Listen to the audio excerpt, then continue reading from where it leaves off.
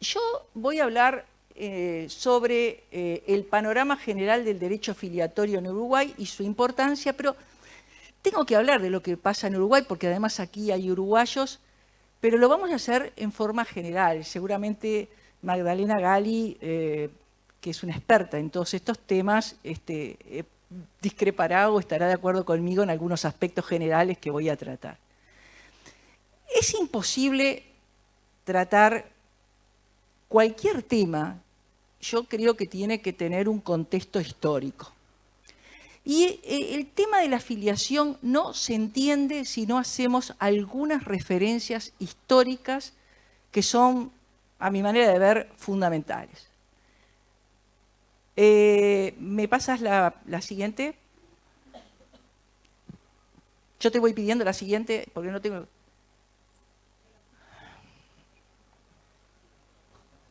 Bien, estas son algunas referencias de la filiación en el tiempo que a veces nos sorprende, ¿no? Algunas cosas que van a estar acá planteadas son sorprendentes. Esto es una afirmación que hace en un libro fantástico sobre el sistema filiatorio en Chile la profesora Gómez de la Torre Vargas. Maricruz, como todos la llaman, hace una referencia que a mí me llamó la atención y busqué el origen, y es de una monografía que se había estudiado. Fíjense, en las sociedades matriarcales o matrilineales, el vínculo determinante de la filiación era la madre. Entonces yo les digo esto y todos sabemos que es la madre. Pero agrega, cuando se conoce la función del hombre en la reproducción. O sea, no se sabía que el hombre tenía arte y parte en la reproducción. En algún momento de la historia se pensaron que efectivamente la única que tenía arte y parte era la mujer.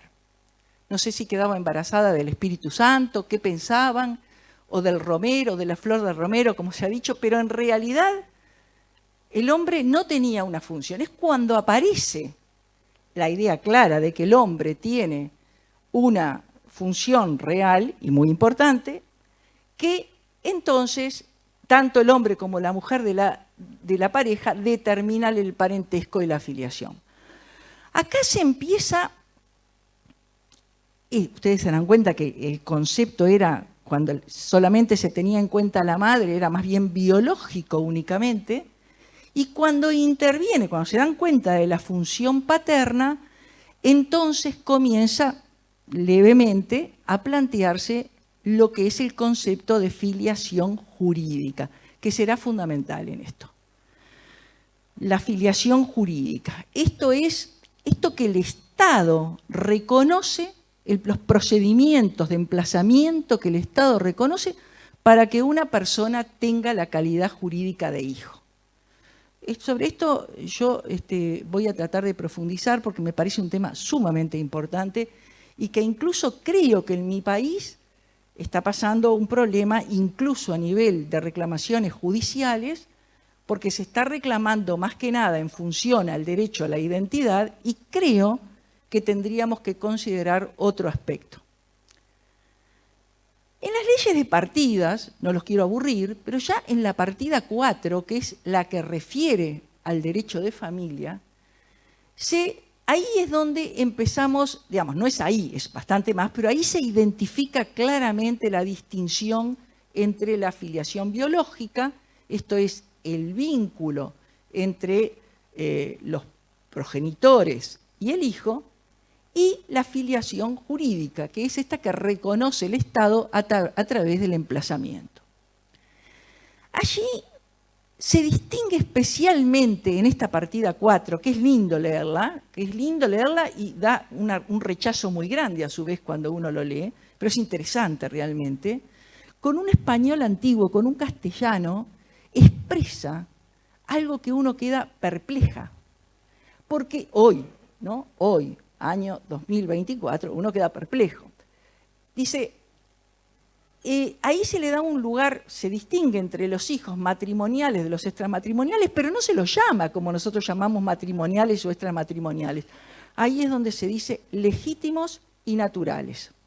Esta terminología que cualquier niño le llama la atención, pues dice, pero ¿cómo hay niños legítimos y hay niños falsos?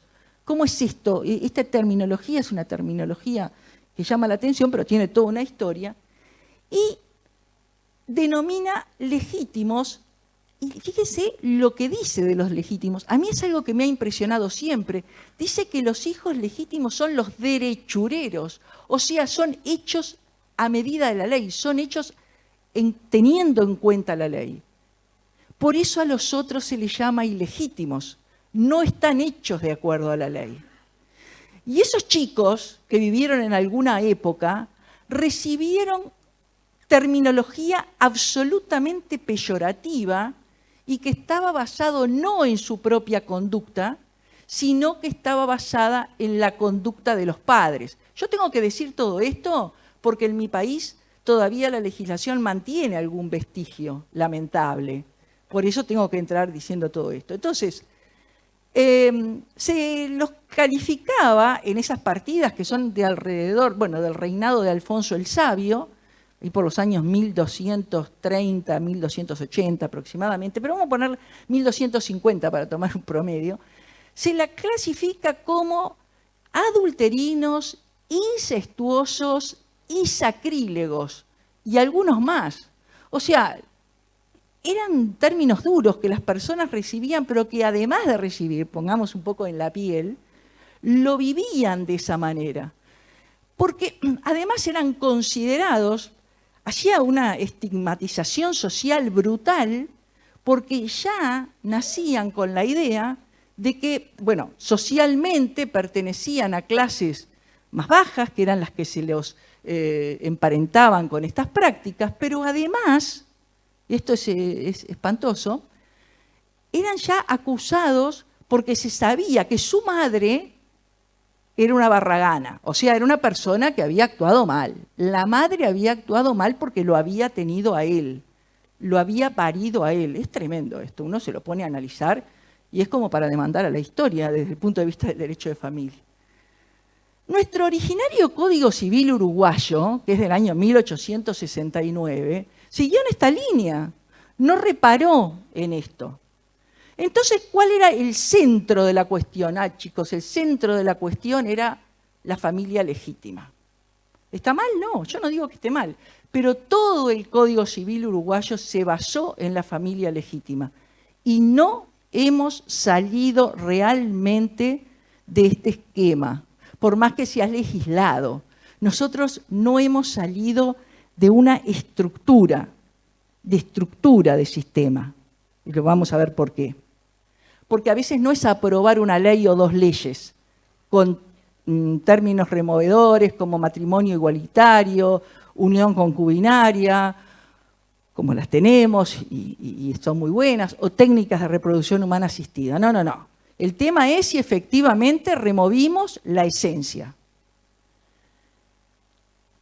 Entonces luego viene, bueno, este código originario del año 1869 seguía con todo esto, miren que se seguía hablando, hijos incestuosos, sacrílegos. Bueno, todo esto estaba vigente hasta que en determinado momento hubieron legisladores, ya enseguida de que el código se aprueba, que empiezan a derogar estos términos, porque ya resultaban un poco chocantes, pero no podían derogar la parte cultural, la parte de que vos sos un hijo que tus padres no están casados, que vos sos un hijo que sos hijo de una mujer que tuvo un hijo natural, y todas estas cuestiones que estigmatizaban fuertemente a una persona. Esto no salía. Ahora, yo digo, ¿y el Código Civil tiene algún vestigio? Sí, sigue teniendo algún vestigio, por más que se ha igualado a los hijos legítimos y naturales, como decía las partidas. Seguimos teniendo algunos vestigios que son lamentables. Porque en mi país vamos a ver que se ha igualado, siguiendo la Convención Nacional de Derechos Humanos, o sea, el Pacto de San José de Costa Rica, en cuanto a los efectos, pero no al emplazamiento filiatorio. Entonces, como no igualamos de acuerdo al emplazamiento filiatorio, siguen habiendo desigualdades. No pasamos esa línea y no la logramos pasar. Van a ver ahora, son 8 diapositivas, yo no uso diapositivas, es simplemente para ordenar el tema y para, dado que estamos en otro país, para que efectivamente pueda quedar claro visualmente, que yo les pueda dejar esto, para que a ustedes les quede una idea y no hacer publicidad engañosa con el título de mi exposición.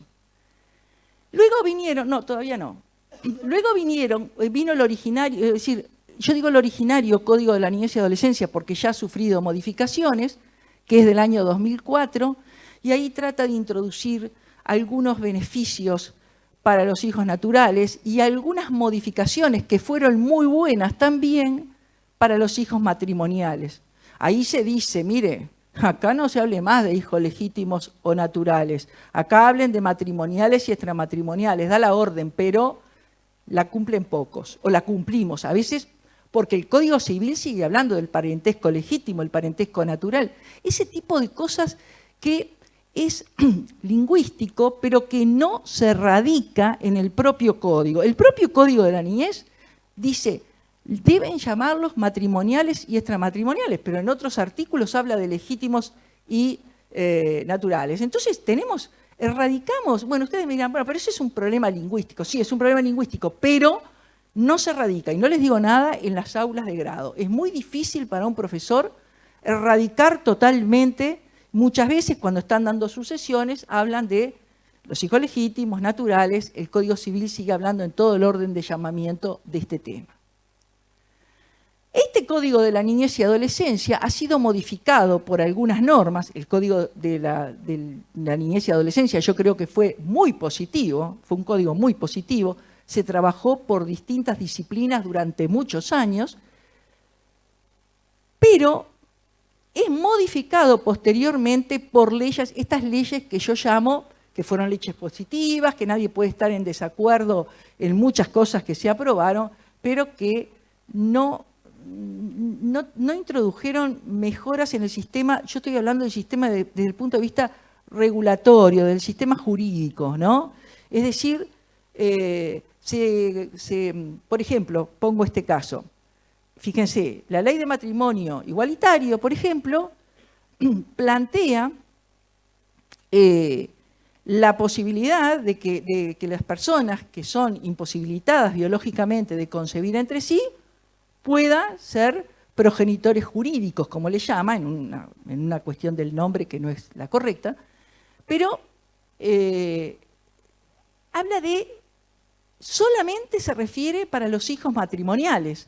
No está la posibilidad jurídica en la ley de que una persona que utilice, por ejemplo, una mujer sola, que utilice técnicas de reproducción humana asistida o personas no casadas tengan una regulación legal, porque ahora después vamos a ver que el pacto de progenitura solamente está pensada para la matrimonial. Se olvidaron de la extramatrimonial. Entonces, ¿hubo cambio en el sistema? Y sí. ¿El cambio fue integral? No. Tiene que estarse haciendo acciones de amparo para poder considerar a los hijos extramatrimoniales. Segundo, esas primeras dos son del matrimonio igualitario, después tenemos la de las técnicas de reproducción humana asistida, que es la 19.167, que también tiene que ver, vamos a ver como complementaria de la ley de matrimonio igualitario, y luego tenemos las leyes 18.590 y 19.000, está mal ahí, no es 992, sino que es 092, que son las leyes de adopción, y está faltando una, la 19.889, que van a ver ustedes que es una ley importante en materia de adopción. Genera algo que es una excepción que nos han dicho que en la práctica ha dado muy buenos resultados en materia de adopción, y ahora lo voy a explicar. Pasamos a la siguiente, por favor. Acá hablábamos recién que cuando se distingue la función del hombre, ahí tenemos, digamos, salimos del concepto de filiación biológica solamente para ingresar en algún momento de la historia a la filiación jurídica. La filiación jurídica, que siempre se hablaba como clasificación de la biológica y la jurídica. Es decir, ¿cuándo hablábamos de filiación jurídica? Cuando en los libros, ustedes examinen, se hablaba de cuál es el vínculo, la filiación biológica o jurídica. O sea, era una clasificación de la filiación. Ustedes consultan libros de distintos países y es una clasificación de la filiación. Y es correcto, está bien, es una filiación. Lo que pasa que la filiación jurídica lo que nos da es la calidad jurídica de hijo. Es decir, en mi país, si hay dos personas que tienen un hijo, pero no está emplazado en la calidad de tal, no tiene filiación jurídica. Y si no tiene filiación jurídica, no tiene calidad jurídica de hijo. Y si no tiene calidad jurídica de hijo, y esto lo quiere dejar, no puede reclamar a los padres derechos que son fundamentales, que son derechos humanos y fundamentales. No puede reclamar el nombre, no puede reclamar los alimentos, no puede reclamar los derechos sucesorios. Estamos acortándole estos temas del nombre, alimentos y los derechos sucesorios están bien puestos en los libros, ¿verdad? Y en los códigos. Pues dice, los efectos de la filiación. No, pero no solamente son efectos de la filiación, pero son efectos en términos de derechos humanos. Son efectos que tenemos que comprender que no es el efecto de, no, es el efecto que son derechos humanos propiamente dicho de una persona. Así que la filiación jurídica, obtenerla es fundamental.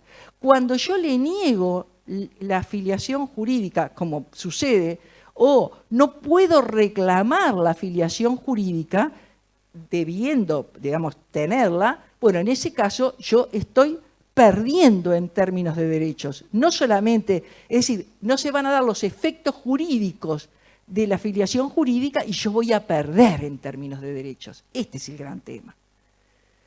Este derecho a la filiación jurídica, al emplazamiento filiatorio en mi país, se facilita al hijo legítimo. O sea, un hijo legítimo o matrimonial que por alguna razón, yo pongo el caso Hellman, ¿no? Un caso famoso que llegó a la Corte Interamericana de Derechos Humanos, donde era, supongo que ustedes lo conocen, era el caso de la nieta del poeta Hellman.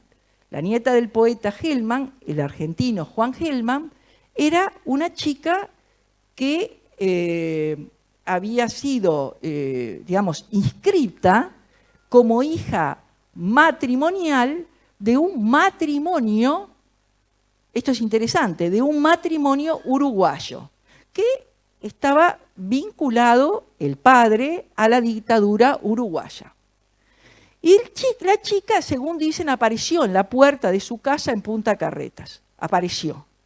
La inscribieron como hija propia, o sea, la inscribieron como que había nacido de ese matrimonio. ¿Y qué es lo que sucedió?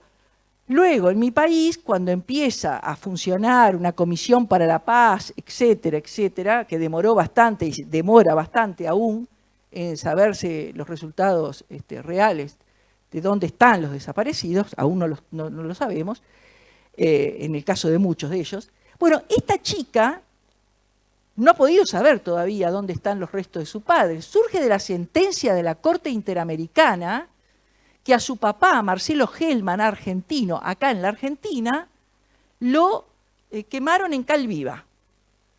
Y a su mamá la trasladaron en aquellos vuelos famosos al Uruguay. Esa chica, esa niña que vivía en ese hogar y que era una chiquilina feliz, no llegaba a 20 años, en determinado momento se empiezan a hacer una investigación y es la hija, es la nieta de Hellman. Que si ustedes buscan en internet y alguno tenga tiempo, busque porque está impresionante. Cuando Hellman, que además escribe bárbaro, es un gran escritor, dice cómo se imagina a su nieto. Él hablaba de su nieto, no sabía en ese momento que tenía una nieta. Y esa nieta, que debió ser argentina, que debió tener la nacionalidad de muchos de ustedes, nació en un hogar que no era argentina, era uruguayo, seguramente por alguien que sabía, no lo sé, pero sabía, de que no eran los padres, y esto se abre porque la madre, es decir, se conoce porque evidentemente interviene la madre.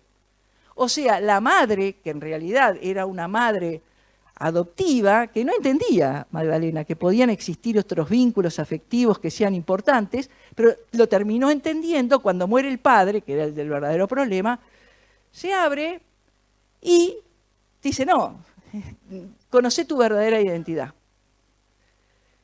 La chica dice en la Corte Interamericana que fue un boom conocer esa verdadera identidad, fue horrible. No porque no fuera, bueno, viajó con el abuelo a España cuando lo premiaron, en fin, pero ella se enteró que tenía que haber tenido nacionalidad argentina, que tenía 2 padres, y felizmente, atiendan lo que les voy a decir, felizmente, porque, bueno, creo que ahí, mire, ¿saben qué? Hubiese deseado que los padres no estuvieran casados, porque si no hubiera estado casada, la Corte Interamericana se hubiese tenido que enfrentar al problema que tenemos nosotros. Pero como los padres estaban casados, ¿qué hizo ella? ¿Qué pudo hacer en el Uruguay? Pudo impugnar la filiación de acuerdo al 224 del Código Civil, la impugnó, dijo, no, esto fue un parto supuesto, en realidad no hubo parto, no quiso ir contra la madre que la crió porque tenía un muy buen vínculo, lo dice la Corte Interamericana, ella resalta el vínculo que tiene con esta mujer, y reclama la filiación. Y lo está reclamando con 20 y pico de años. ¿Y por qué lo reclama?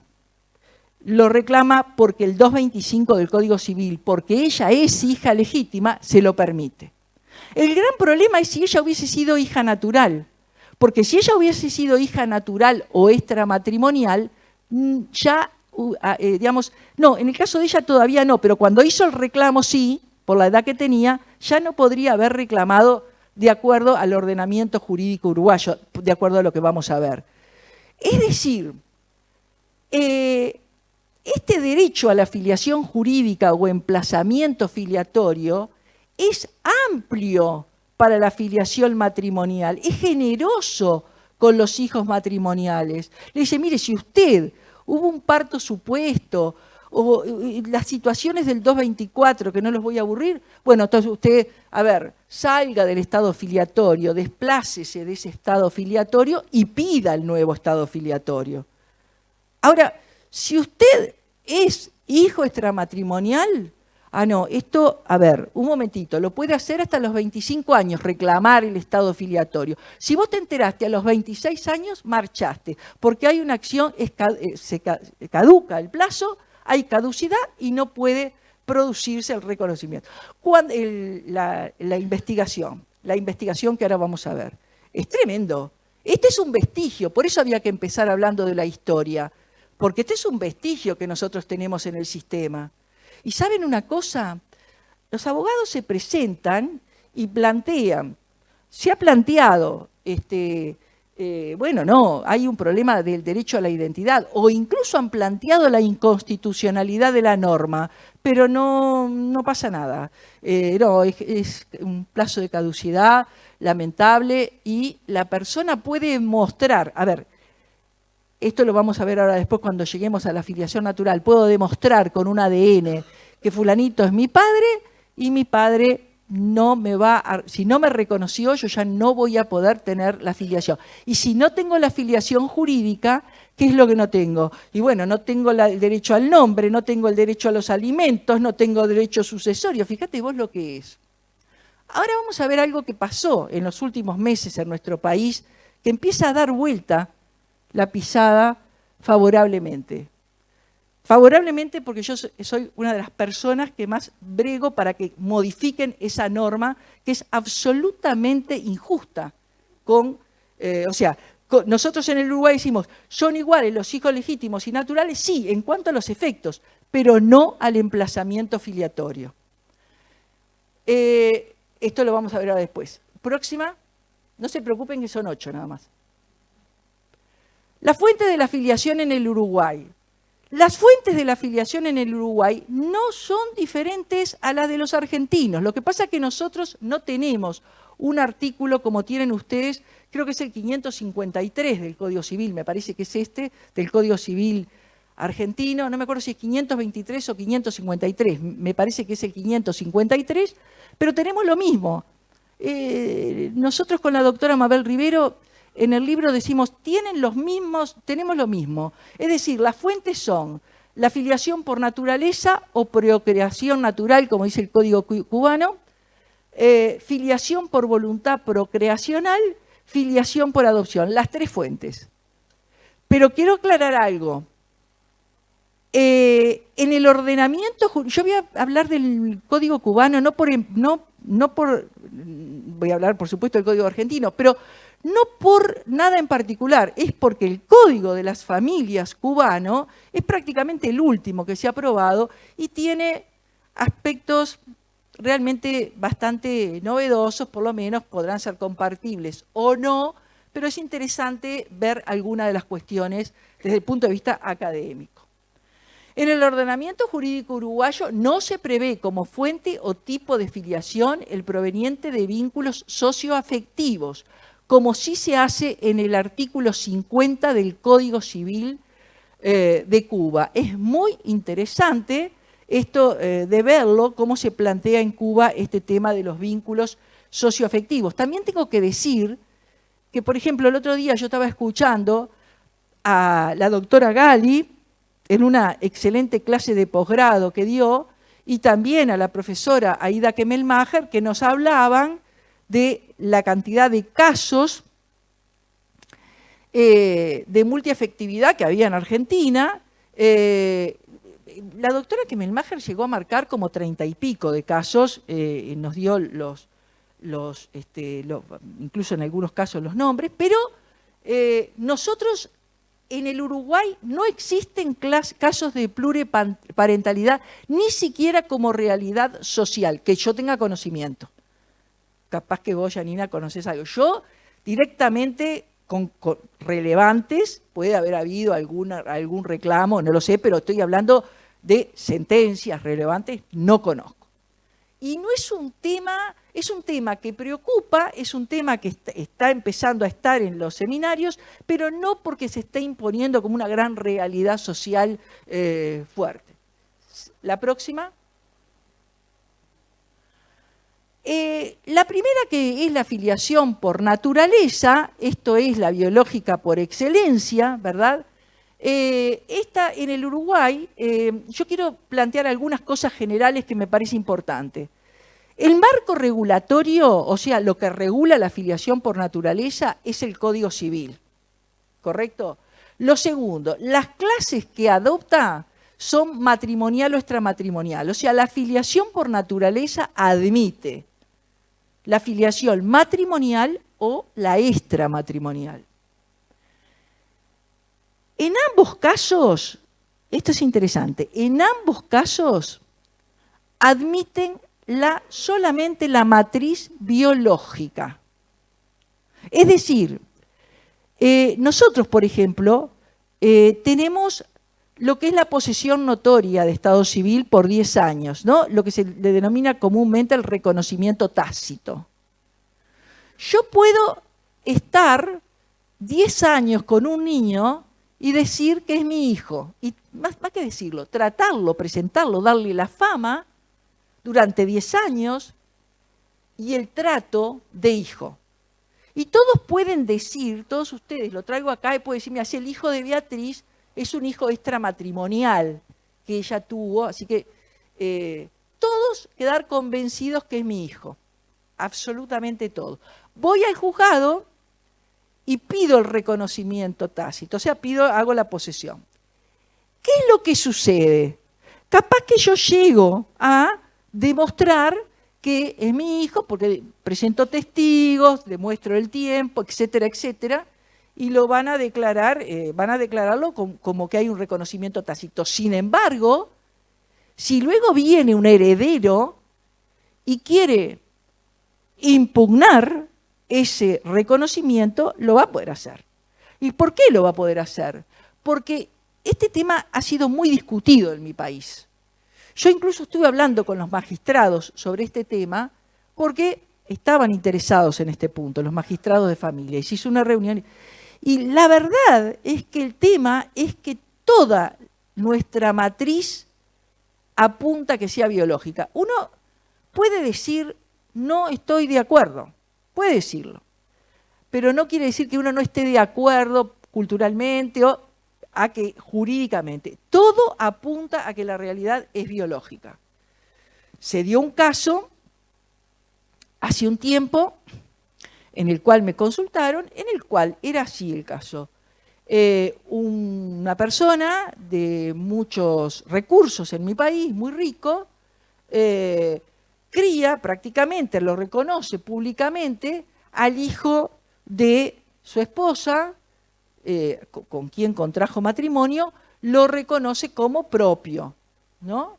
Y luego esto, cuando muere y cuando está de por medio los bienes, se impugna. Y el problema era este, se impugnó. Y, no, pero ¿cómo? Está declarado hijo, tiene calidad jurídica de hijo. Sí, sí, sí, pero lo que falló fue la base, la realidad biológica. Entonces, a ver, la base, y además es prácticamente hoy por hoy, ese es un tema muy fino, de sistema. ¿Vieron? Ese es un tema bien fino que es de sistema y es el que hay que modificar. No hay que ponerse a hacer leyes a lo loco, sino estudiar esas cuestiones finas que están en el sistema. ¿Por qué? Vamos a ser sinceros que Narvaja fue nuestro codificador, hizo un sistema de relojería suiza, ¿no? Hoy por hoy será anticuado, estará con las partidas, ya venía de las partidas, ya ven, bueno, muchas cosas del código chileno, y lo mismo en materia sucesoria. Está resultando sumamente difícil introducir modificaciones por ese sistema que introdujo Narvaja, que es un sistema de relojería suiza. Y lo que muchas veces los legisladores no se dan cuenta es de esto. A mí una legisladora que yo estuve en el Parlamento, una senadora, me dijo, ¿y qué tiene que ver la culpa en el derecho de familia? Y yo le dije, mire que la culpa, no estamos hablando de la culpa del psicólogo, pues se lo tuve que decir así, porque realmente no es un tema menor el conocimiento. Pero además noto otra cosa, y lo digo como algo que pues, es un parecer personal, capaz que ustedes lo ven diferente en su país. Yo veo que con el derecho de familia se animan más a modificar sin demasiado prurito y no tocan demasiado el derecho patrimonial. ¿A qué con el derecho sucesorio no te animás a meterte? No es fácil, ¿no? O el derecho comercial. El derecho, no, ahí hay intereses, ¿no? Entonces, con otras ramas del derecho civil no pasa esto. Con el derecho de familia es más fácil, es más sencillo. Vamos a meternos con la afiliación, ¿no? Pero mira que la afiliación es importantísima. No importa, vamos a meternos. Queda bien, salimos después en la prensa y decimos que modificamos, que cambiamos. Y el problema es, ¿qué estás cambiando? Si estás cambiando para operar efectivos derechos o si estás cambiando y metiendo todavía más problemas en las normas, ¿no? Como pasó, por ejemplo, en materia afiliatoria con la ley de matrimonio igualitario, que nosotros nos queríamos morir porque hubo que hacer toda una interpretación brutal que lo hicimos con la doctora Mabel Rivero para llegar a una conclusión de lo que decían artículos que estaban totalmente claros. ¿Por qué? Porque se quiso poner en los mismos artículos que se podía haber puesto, pero en distintos incisos, ordenadamente, y se hizo en los mismos artículos un lío entre lo que es una ficción y lo que es una presunción de paternidad. Pero bueno, está. Hacer entender lo que es una ficción jurídica y una presunción lleva tiempo. Bueno, se basan entonces en matriz biológica. Y acá hay algo que yo, después de haber estudiado el sistema uruguayo, llego y lo sintetizo. En mi país, en la filiación matrimonial, el ordenamiento jurídico facilita la determinación de la filiación. La facilita, ¿verdad? Es decir, si... ¿por qué la facilita? Porque vamos a ver que tenemos una presunción de paternidad. Entonces tenemos una presunción de paternidad que había considerado ¿qué cosa? El nacimiento, es decir, ser concebido dentro del matrimonio. Pero se admitió el nacimiento, aun cuando no tenga la concepción dentro del matrimonio. Entonces, ahí está el problema. Hay nacimiento dentro del matrimonio, sí, y no hay concepción. Bien, se facilita, porque en principio era solo la concepción, pero se agrega también. No, pero los que nacieron dentro del matrimonio también son legítimos. Está bien, pero había esto se deriva de la idea de la familia matrimonial. Cuantos más podamos tener en la familia matrimonial, mejor. Porque el legislador era consciente de la importancia que tenía la filiación para el Estado civil y para la historia de una nación. Este es otro tema que señalan muy bien los franceses y que a veces por estos lares, estoy hablando de los lares nuestros, pero no me voy a meter con otros países, se olvidan, ¿no?, de la importancia que tiene la filiación a nivel de la historia de una nación. Ahora van a ver que lo dice Fulgiron, integrante de la corte francesa. Entonces, en la filiación matrimonial, el ordenamiento jurídico facilita la determinación de la filiación, es decir, facilita el emplazamiento y dificulta el desplazamiento. Es muy difícil que vos te puedas ir de la filiación matrimonial, porque estás sujeto a plazos de caducidad, de 1 año, no tenemos algunas cuestiones que tienen los argentinos, algunas acciones, tenemos plazos de caducidad, la acción de desconocimiento de la paternidad, que tiene todo un nombre ahora distinto, de relación filiatoria, desconocimiento de la relación filiatoria o impugnación de la relación filiatoria, es diferente, ¿no?, porque el marido de la madre tiene un plazo de 1 año indefectible, desde que se produjo el conocimiento del nacimiento para impugnar la filiación, 1 año. Ustedes han seguido a los españoles y tienen ese año contado desde que tiene conocimiento, pero acá no, acá vienen los maridos de la madre, pero ¿cómo puede ser? Yo recién conozco que no es mi hijo y no, ya caducó. Y los juzgados le dicen ya caducó, es improponible la demanda.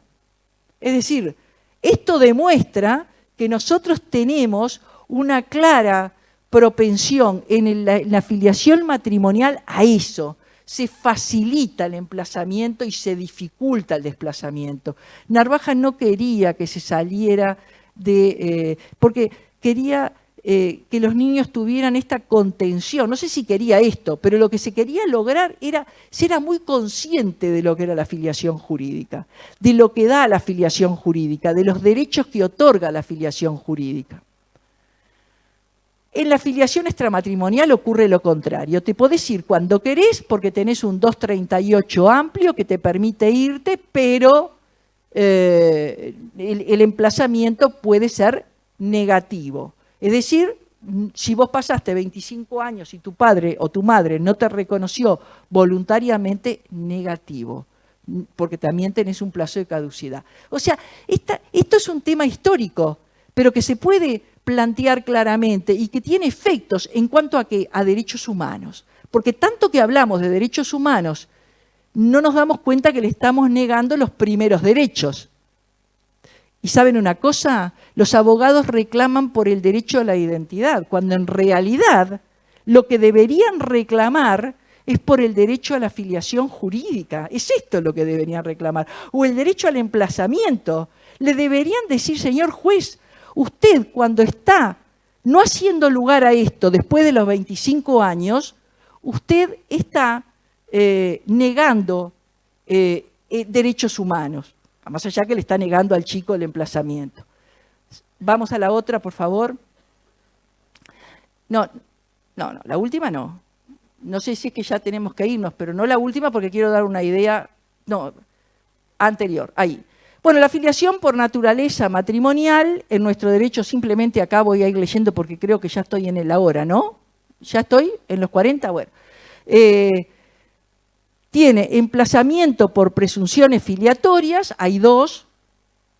Luego tenemos 2 vínculos filiatorios. Nosotros no tenemos más de 2 vínculos filiatorios. Es decir, y no tenemos esta cuestión de que la realidad social se impone y en la ley tenemos 2 vínculos filiatorios y después hacemos más vínculos filiatorios. Eso no lo tenemos. Estoy diciendo filiatorios, ¿no? Por tema de la socioafectividad. Nosotros tenemos 2, ya sea en la matrimonial 2. El desplazamiento filiatorio, ya lo vimos, está sujeto a plazos de caducidad fuertes y acá repito esto de que facilita la determinación o emplazamiento y dificulta el desplazamiento. ¿Me pasás la siguiente, por favor?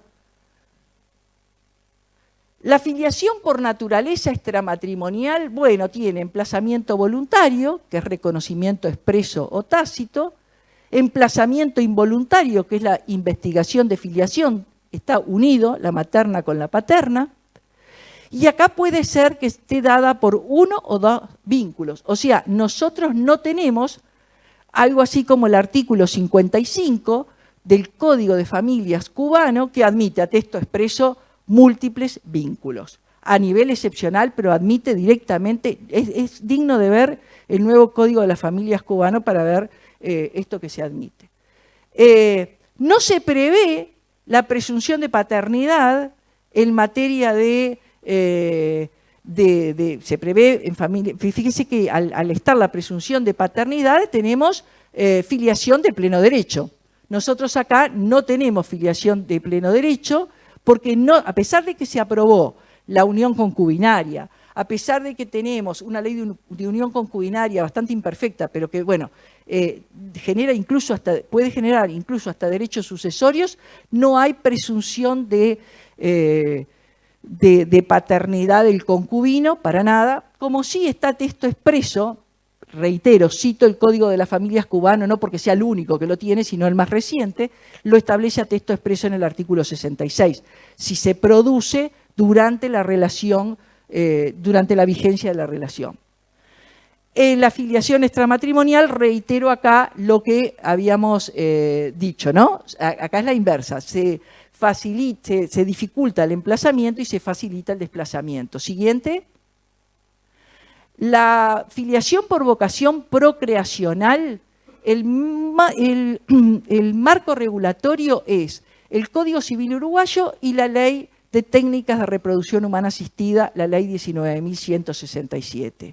Esto va para... Bueno, esto en el Uruguay está costeado por el Estado. Realmente esa ley es una ley que tiene fundamentalmente la posibilidad de ser costeado por el Estado. Entonces, tenía un público muy selecto.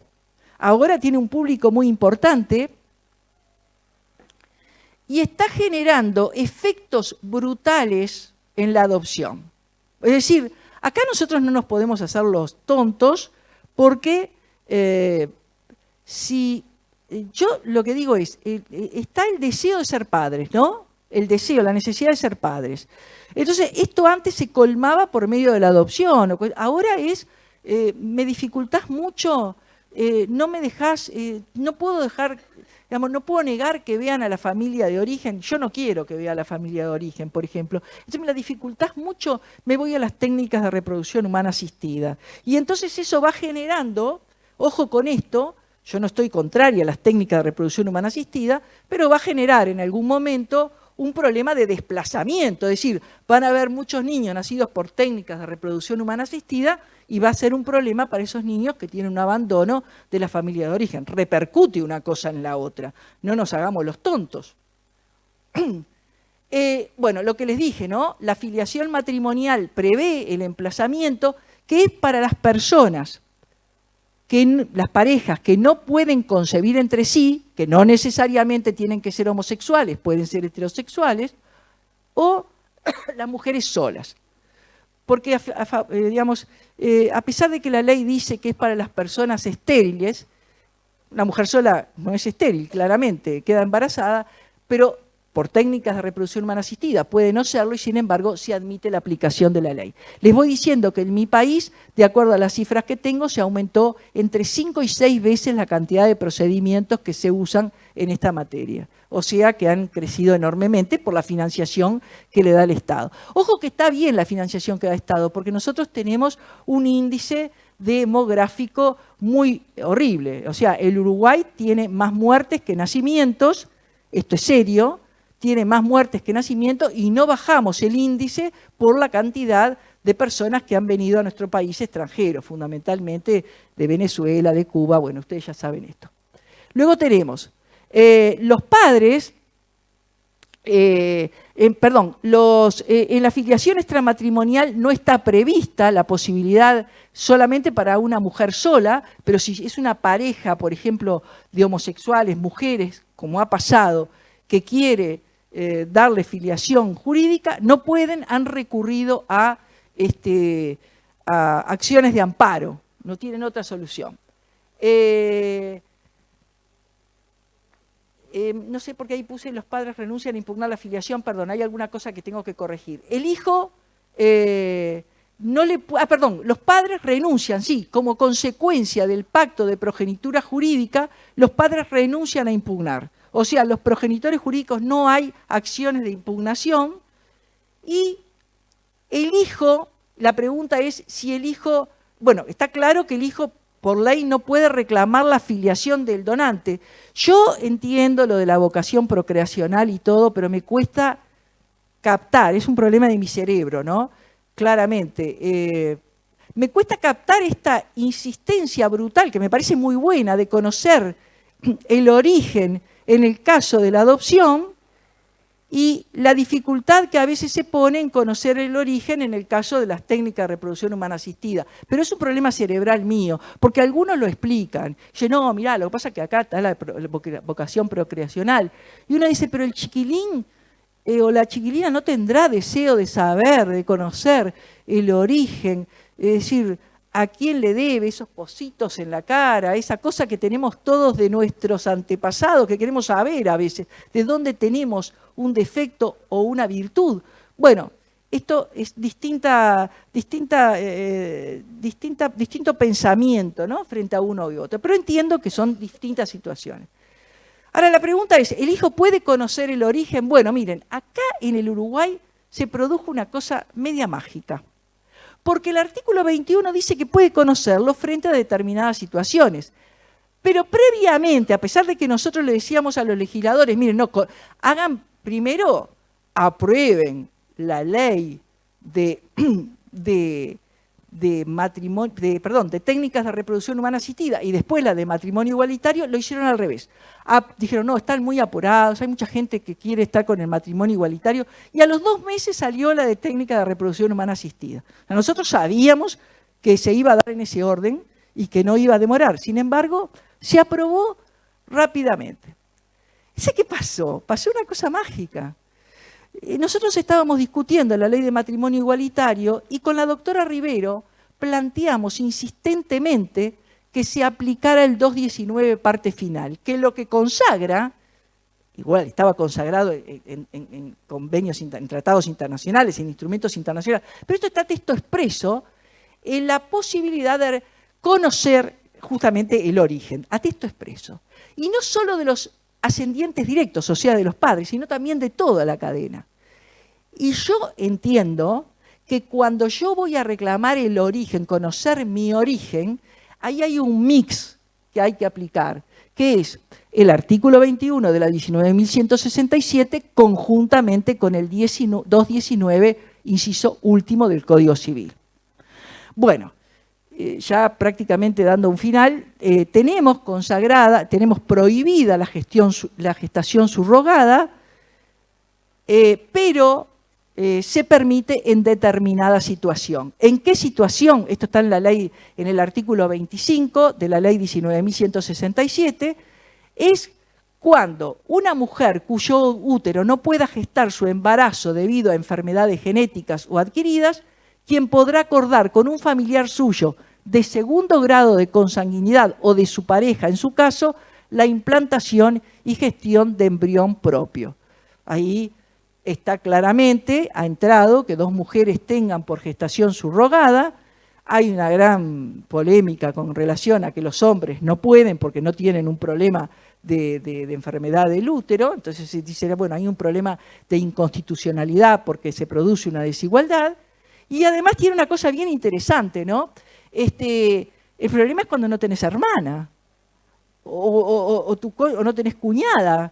Tenés todo un problema, ¿qué le vas a pedir a tu suegra? En fin, no queda. O a tu mamá, ¿no? Entonces, es que tenés que tener hermana y tenés que tener... Es decir, tiene esta situación muy particular.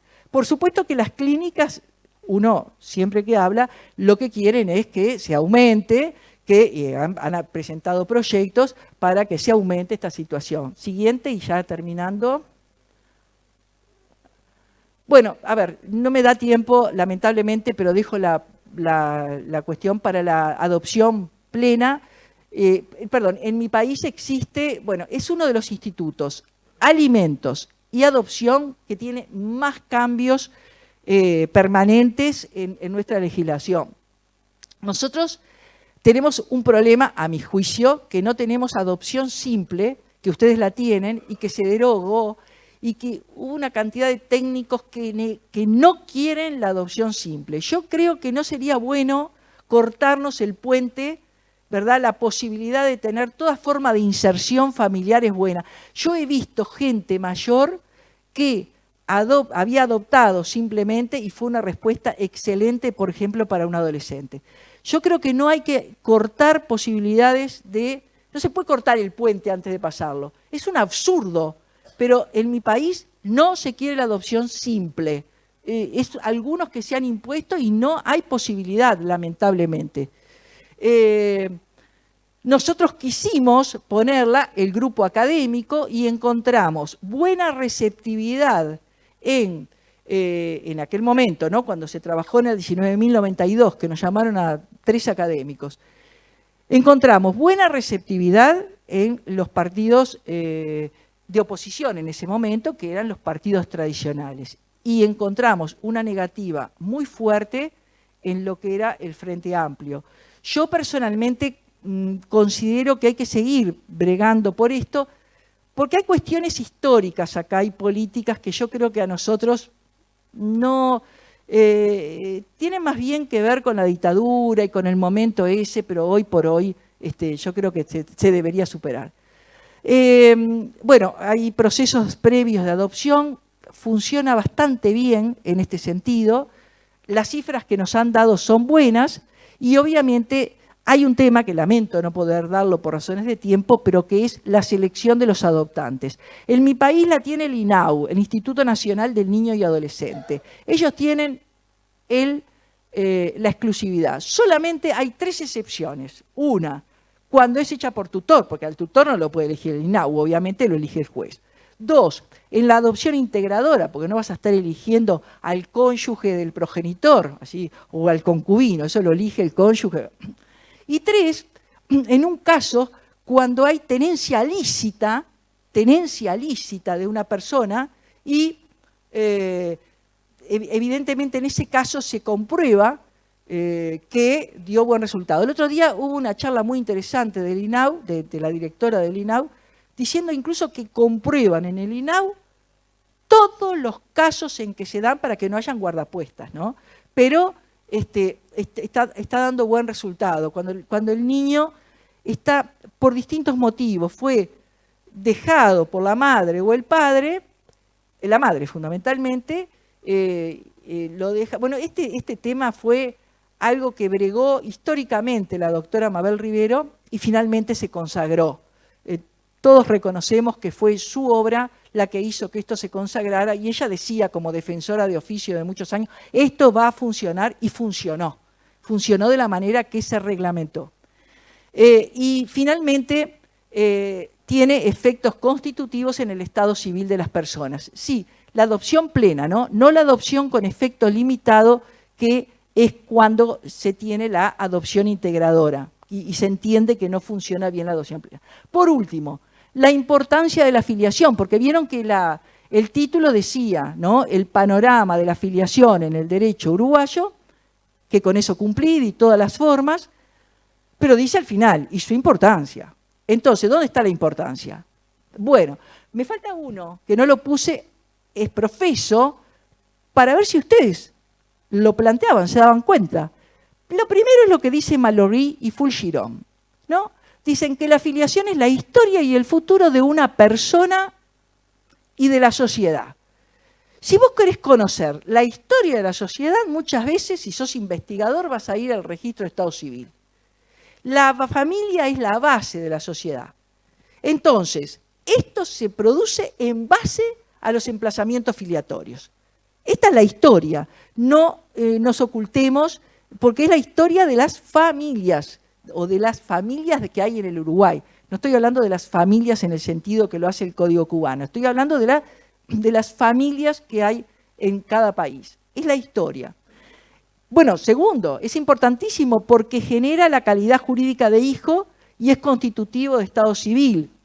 Y tercero, lo puse, o sea que no voy a hacer más, no voy a perder más tiempo, pero lo puse ahí entre paréntesis. La calidad jurídica de hijo puede reclamar derechos humanos como el nombre, alimentos y derechos sucesorios. Y acá podríamos ir días trabajando con este tema del efecto que tiene el derecho de familia filiatorio en el derecho sucesorio.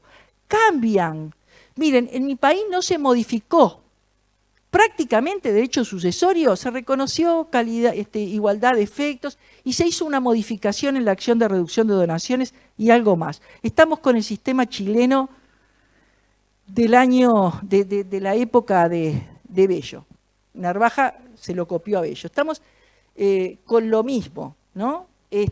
Incluso tenemos la porción conyugal, que no la hemos derogado, pero que Carmen Domínguez me ha dicho en algún momento, no tendríamos que haberla derogado nosotros. Comentó eso. Pero digo, el tema es que, ¿saben dónde ha estado la principal modificación en nuestro país del derecho sucesorio? En todas las normas del derecho de familia. Que si yo le doy una lectura al derecho sucesorio, cambió literalmente, porque cambió quiénes podían ser hijos adoptivos, vinieron los derechos del cónyuge del concubino sobreviviente, la calidad de hijo, en fin.